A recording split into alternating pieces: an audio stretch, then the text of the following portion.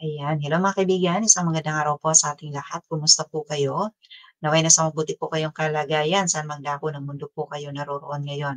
Pinapasuspindi na mga kaibigan ng DILG itong si Mayor Alice Guo ng Banban, Tarlac.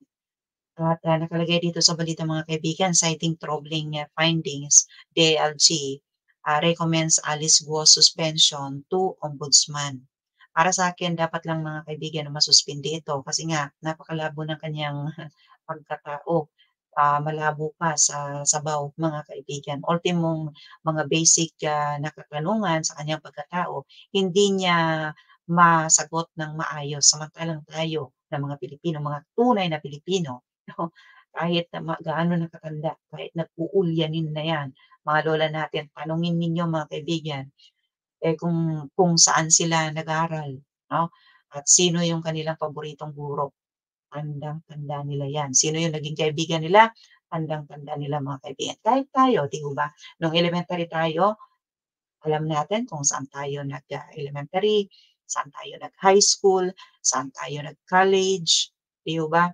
Samantalang itong si Alice Guo, wala siyang alam, wala siyang matandaan. Bukod doon mga kaibigan, yung palusot niya na sa homeschooling siya, 'no, wala namang school record.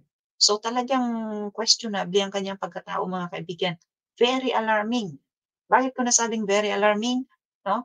Talagang dapat na, malaman natin, 'no, kung ano yung kanyang pagkatao kasi nga dito sa, nangyayari sa ating bansa na sobra ng gulo, kung ano-ano ng mga illegal ang nangyayari, nang dahil nga dito sa pogo na ito na ni-raid at ito daw na si Alice Go ay, may kaugnayan dito sa pogo. Basahin natin ang balita mga kaibigan. The Department of Interior and Local Government, DILG, has recommended the preventive suspension of Banban Tarlac Mayor Alice Guo to the Office of the Ombudsman amid ongoing investigations on the personal background and alleged tie to Philippine offshore gaming operators o POGOs. In the statement Friday, May 17, DILG Secretary Benhur Abalos said the agency began looking into Guo's supposed involvement in POGO operators last month. A task force led by Abogado Benjamin Zabala of the Internal Audit Service led the probe. So meron silang mga nakalap na pruweba mga kaibigan na itong si Alice Go ay may kaugnayan nga dito sa Pogo. So, dahil diyan 'no, sa mga nakalap nila na mga pruweba 'no, na ay sinumiti nila sa ombudsman at, ito ang magpapatunay na dapat lamang na masuspindi, sa kanyang, puwesto bilang mayor itong si Alice Guo, mga kaibigan.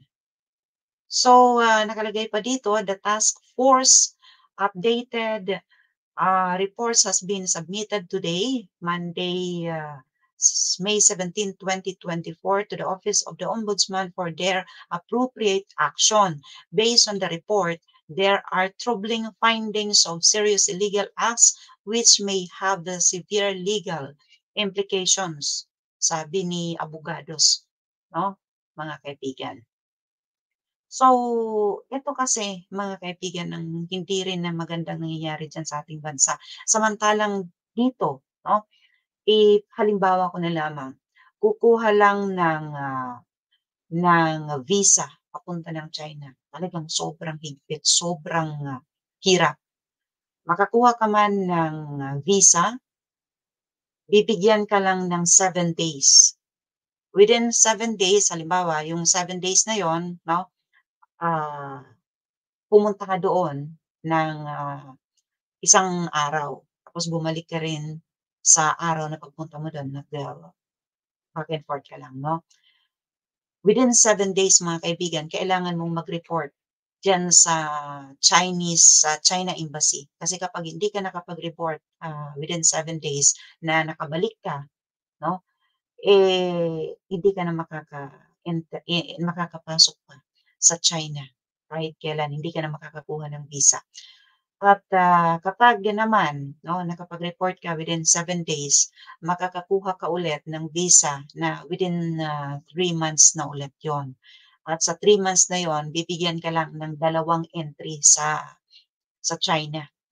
So, kapag nakumpleto mo 'yon, maayos yung,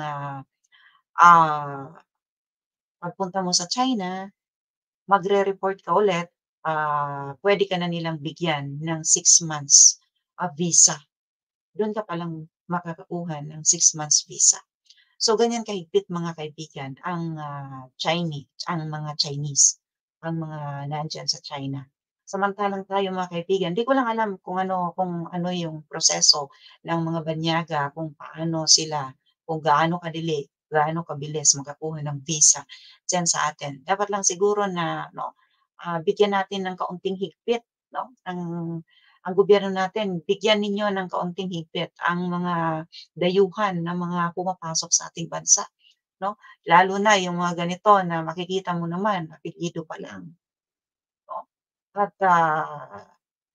dapat lang na magkaroon ng pananaliksik muna bago makatakbo ang isang tao sa kaniyang oh, gusto niyang kung gusto niya na maging, public, servant, 'di ho ba?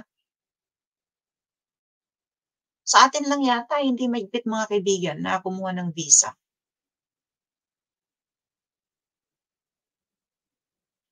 Nakalagay dito, the DILG recommends to the Ombudsman the issuance of preventive suspension against Mayor Guo to prevent any influence of the continuing investigations of ours and other agencies. So para hindi daw makaapekto, no, sa ginagawang investigasyon, dapat lang na itong si Mayor Guo sa kanyang puwesto bilang mayor. So, panoorin naman natin mga kaibigan kung gaano nga kalabo ang pagkatao nito ni, 'no, ni, Mayor, Alice Guo ng Banban Tarlac na kung saan, ipinagtatanggol pa siya ng kanyang mga constituents. Pakinggan natin mga kaibigan itong naging interview ni, Senator Riza Hontiveros. Siyang naging instrumento para makapasok ang napakalaking kumpanya ng Pogo sa Pilipinas, na ayon sa Intel ay sangkot naman sa hacking at surveillance activities, lalo na sa mga government websites. Ayon mismo sa mga taga-Bamban, bigla na lang lumutang ang pangalan ni Mayor Alice Guo nung eleksyon noong 2022. May nakakakilala kaya talaga sa kanya, sa sarili niyang bayan? Mayor Alice was catapulted to power in a small town in Tarlac. But does she have the public records that will undoubtedly establish her identity as a Filipino national? Kung yung iba Sumulpot lang talaga from nowhere mga kaibigan itong si Alice Guo. sa atin, hirap na hirap kumuha ng national ID dahil kulang sa papeles o kaya nadidelay sa paghahanap ng trabaho dahil hindi makakuha ng school records. Yan na nga ang nakakapanghinanakit mga kaibigan, ang mga kababayan natin mag-a-apply ka pa lamang ng, trabaho, yung kahit na anong trabaho, hanapan ka ng school records, hanapan ka ng kung ano-ano, hinihigpitan ang kapwang Pilipino mga kaibigan. Samantalang itong si Alice Guo 'no, naka-mayor, naka na nang wala siyang school records, 'di ba? Ikumpara natin yan kay Mayor Alice, base na rin sa hearing kahapon. Dahil siya nagkaroon ng negosyong babuyan, naging incorporator sa isang complex at higit sa lahat, nakapag-file ng candidacy kahit manipis ang mga dokumento niya. Natuklasan natin na wala siyang hospital record of birth. Kahit mga dokumento na pumasok sa kahit anong school, wala. Biruin ninyo, ganyan ka-alarming ang pagkatao nito ni, Mayor Alice Guo ng Banban Tarlac. Yung mga taga-Banban 'no, 'wag na ninyong masyadong ipagtanggol ito, si Mayor Guo kahit pa sabihin na natin na, oo nakakatulong siya, nabibigyan kayo ng ayuda, pero unawain ninyong mabuti kung 'yan bang naitutulong nito ni, Mayor Alice Guo sa inyo na maliit na bagay, mga ayuda na 'yan, kung ang kapalit naman ay, masyadong alarming dahil ito daw 'no, si Alice Guo ay may kaugnayan diyan sa Pogo na gumagawa ng mga ilegal diyan sa ating bansa. Huwag ninyong isugal ang ating bansa ng dahil lamang sa mga ayuda na natatanggap ninyo mga taga Banbantarlac. Ang meron tayo ay ito, Certificate of Live Birth. Dito naman, Filipino ang nakalagay na nationality ng tatay niya.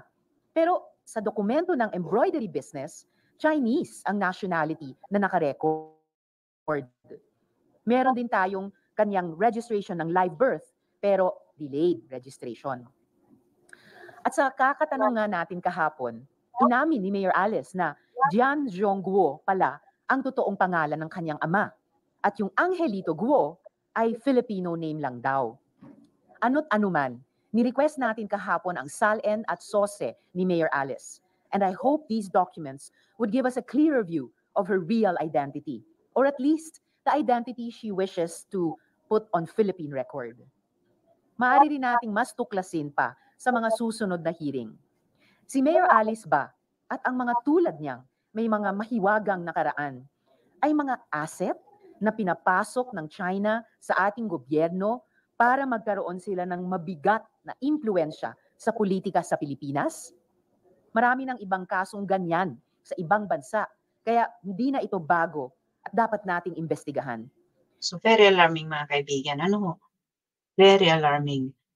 Samantalang tayong mga Pilipino masyadong hinihigpitan sa pagkuha ng mga dokumento, 'di ba? Kukuha ka lang ng passport, ang dami mong may mga requirements, 'di